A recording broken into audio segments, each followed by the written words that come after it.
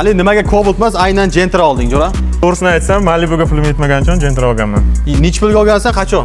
2023-yil sentyabrda olganman. $15,500 ga. 15.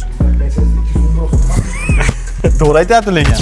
3 yildan beri haydayapsan, bu mashinaning ikkita plusi, ikkita minusini ayta olasanmi? Agar plusi bo'lsa, birinchisi ko'rinishi chiroyli, ikkinchisi akkumulyatordagi plusi. Akkumulyatordagi. Boshqa plusini ko'rganim yo'q. Hech bo'ladi lekin Gentra. Mayli, o'zi shuda. Minus tomoni-chi? Birinchi minusi rasxodi ko'pligida, juda ham ko'p benzin yoqadi. Ikkinchi minusi yozlarda bilinadi. Haydab ko'rgan odam biladi. Agar konditsioner qo'shsa, tortmaydi yaxshi. 1 yilda bu Gentraga necha pul rasxod qilinadi?